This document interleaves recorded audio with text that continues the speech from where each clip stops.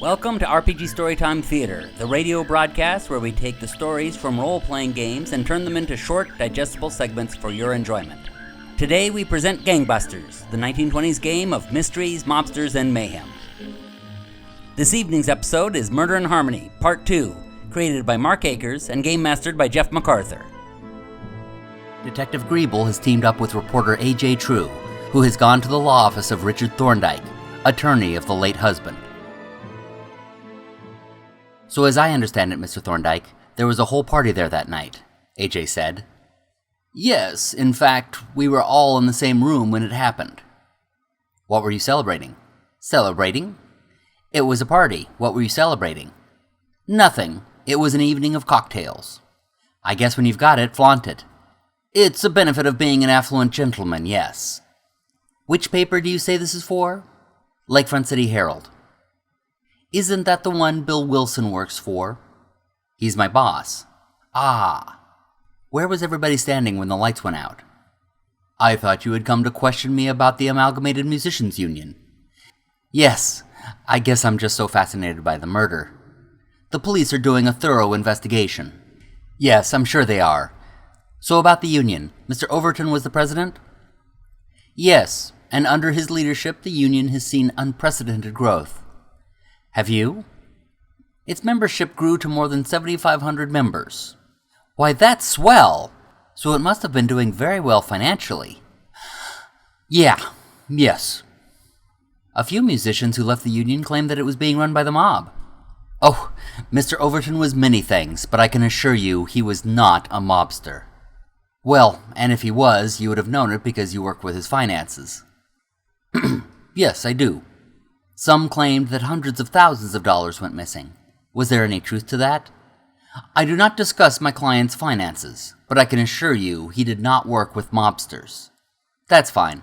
So I know it's only been a day, but I understand that two individuals are already running to fill a seat. Mr. O'Hara, Michael O'Hara, yes, and one of the musicians, Frankie Sensora. You look surprised.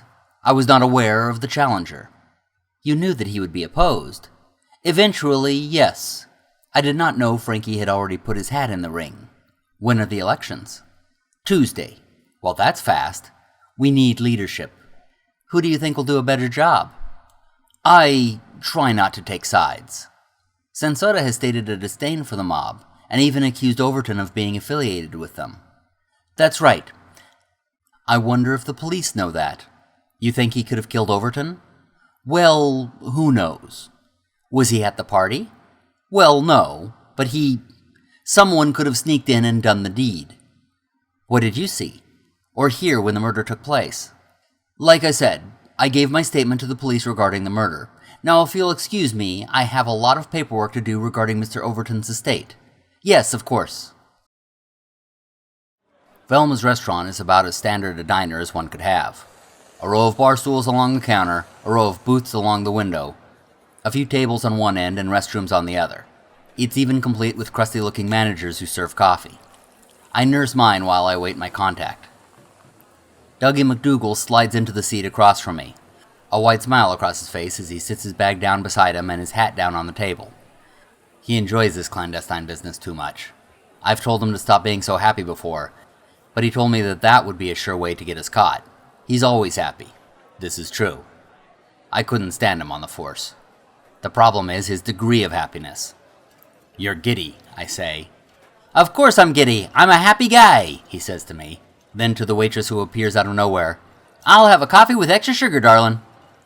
And you're going to eat? Don't know if I'm hungry yet. I'm having sliced beef. He's ordering something too. Fried chicken and rice, extra spicy. He winks at the waitress. God, I hated working with Dougie. When the waitress is safely away, he pulls the folder out of his bag and hands them to me under the table. I take them and place them discreetly on my bench while I place some money on the table like it's a tip. His smile grows wider. If they ever sent him undercover, he'd be dead within a week. Soon after, Dougie takes his share of the money and leaves the rest as an actual tip. His info delivers. The statements of all the people who were at the Overton party along with a few photographs he borrowed from the evidence room. There were 15 in addition to Overton. They were Richard Thorndyke, his attorney, Betty Overton, his wife, Charles and Linda Overton, his son and daughter, Enrico Lombardi, his limo driver, Frankie Sansota, a musician, and his wife, a musician named Polly Bezuhov, and 5 house staff, including Mr. Gardner, the butler. Sadly, there was no gardener named Butler. I skimmed through each one. I start with my client, Betty Overton, her statement. I was talking with one of the ladies, I believe it was Mrs. Sansota, when the lights went out. Naturally, it was impossible to see much of anything in the dark for a few seconds. Then there was a sound of a gunshot, followed by a crash. There was a great deal of screaming. I suppose I might have screamed myself. I don't remember. I do remember calling for Gardner and asking what had happened. Then the lights came back on, and there was Arthur in that terrible mess on the floor. Next was Charles Overton. I was sitting alone in the chair in the corner when the lights went out. I had been drinking quite a bit, and was rather preoccupied with my own thoughts, so I didn't notice much about what the guests were doing. There was a shot, then a lot of screaming. Somebody, it must have been old Gardner, went and fixed the lights. When they came on, I saw Dad with his head smeared all over the floor. That's it. Linda Overton's statements. I was standing by the love seat when the lights went out. You know the rest of what happened. I screamed when I heard the shot and the crash. I didn't know what was happening. I reached out and grabbed Enrico. Thank goodness he was there near me. Then when the lights came on and I saw poor Daddy, well, it was horrible, just horrible. Enrico Lombardi's statement. It's just like everyone else has said. The lights, they go down. Then the lights, they come up. And Linda's daddy, he's dead on the floor. Shot close up, I think. I had just come into the room. That's when it all happened. Richard Thorndyke's statements. I'm afraid I can't tell you much more than you already know. As everyone here can testify, we were all just talking and having some social drinks, then the lights went out. There was a shot, then the sound of someone falling, and when the lights came back on, we saw Arthur lying on the floor quite dead. The gun was beside him. I tried to suggest that no one move or touch anything, but that was hopeless. The ladies were quite hysterical by then, and there was a great deal of screaming and running about. I doubt that any of us could reconstruct our positions at the time the shot was fired. I myself was just out of the room getting a fresh drink. They're planning on arresting the driver, Dougie says between bites of his chicken that he's eating way too fast. Had access to the gun and a motive. Frankly, I'm surprised he was allowed in the party after he had just been fired. I don't say anything. It could be the kid, but there were too many other complications for the murder to be this simple. I continued. Gardner the butler's statement. I had been serving drinks to the guests in the drawing room. I saw that we needed more ice and vermouth on the drink tray, and had just turned around to go and get some when the lights went out. Almost immediately after that, there was a sound, like a gunshot, followed by screams from the ladies and a loud crash. I looked around, but could see nothing in the dark. Naturally, I decided the first logical thing to do was to restore the lights. I went into the study, lit a candle, and headed to the basement. There I found that the fuse box had been tampered with, as there were several fuses lying on the floor. I replaced those fuses and heard even louder screaming than before from upstairs. I rushed back upstairs to the drawing room, where I saw poor Master Arthur dead upon the floor. The experience was quite too much for me. I'm ashamed to say that I lost my head. I ran to the street for help in a state of near hysteria. I'm feeling much better now, thank you. There's a statement by someone named Frankie Sansota. I come to see Overton about some union business. He was having this shindig, so I figured this was as good a time as any. Overton was, well, never mind all that now. Anyhow, the lights went out, and then there was a shot. Then the lights was on, and he was dead, see? I don't remember where I was when it happened, excepting that I was here by the sofa with a bourbon. There are a few more on the list that don't seem quite as important. But Dougie interrupts me. Time's up, he said, reaching under the table and snapping. That's a sure way to get noticed, but I don't argue with him.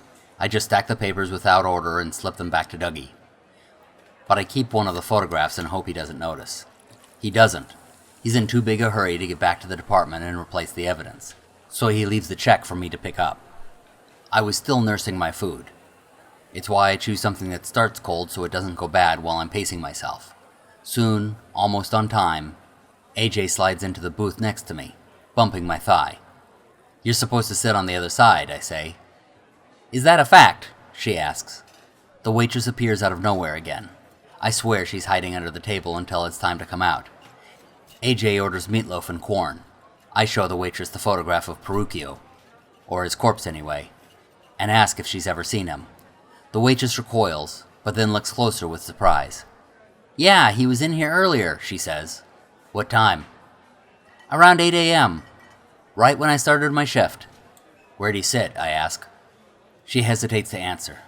I place 50 cents on the tip. She points at the next booth over, wipes her hands, and leaves. I return to my meal. How did your talk with Thorndyke go? AJ tells me that she learned about the musicians' union and what little she learned about the murder. I interrupt her by raising my finger for her to hold that thought, and I scoot her out of the booth so I can stand up and go to the neighboring booth. A family is there, and I ask them to excuse me while I search the whole thing, checking between the cushions, feeling under the table, picking up the accoutrements. Nothing. They grumble at the intrusion, but I ignore them and return to my booth, on the opposite side facing AJ. She continues where she left off, telling me about her meeting with Thorndyke. She says something about him smoking like a chimney, and I raise my finger again, then get up and rush to the bathroom. I'm sure she thinks I had an emergency, and I return 5 minutes later. She frustratedly starts in on her story again, and I slam a key that's covered in gum down on the table. She stares at it, confused. That's a key, she says. That's right, I say. The key? Mm-hmm. How did you say something about smoking like a chimney? What? You said something about Thorndyke smoking like a chimney. Yeah? What kind of cigarette did he smoke? Now you want to hear what I have to say? What kind of cigarette? They were thin, the kind only pretentious rich people smoke. Like this? I pull out the cigarette butt from my pocket. Do you carry around evidence in your pocket, she asks. Was it like this one? I persist. She takes it, studies it, then says yes. I bang on the table again. Someone at the next table shushes me. Let's go get a drink at Little Augie's, my treat, I exclaim. Okay, she says. But maybe we shouldn't be so loud about it. That's okay, the mob owns this place too.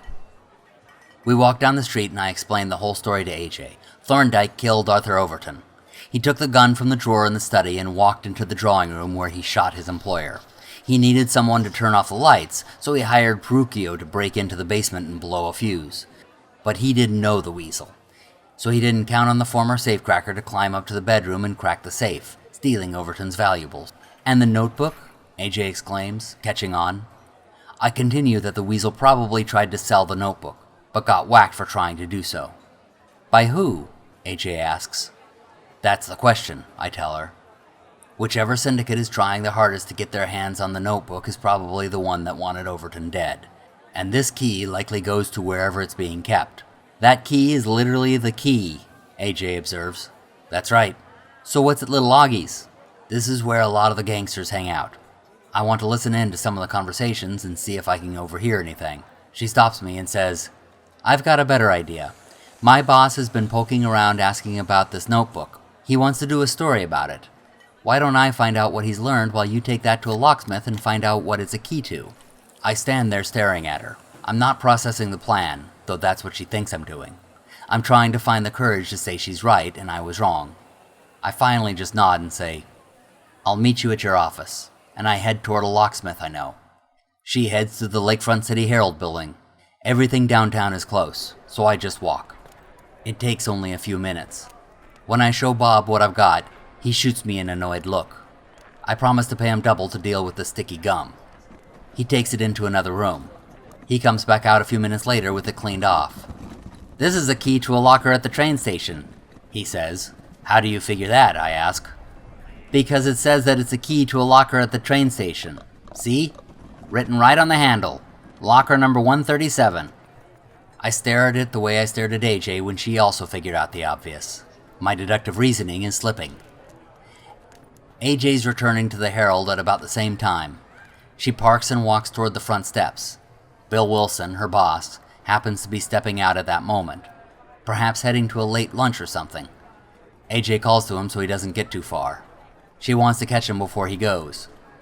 He turns and sees her. With a big smile, he waves and stops to wait for her. Just then a car stops right in front of him. A pair of Tommy guns appear out the window, and a rat-a-tat-tat follows like a loud typewriter. Riddled with red holes, Bill Wilson falls to the ground as the car speeds away. Tune in to future episodes to hear what happens next. And while you're at it, be sure to subscribe and ring our bell, and check out other books written by the author at bandwagononline.com. Happy gaming, everybody.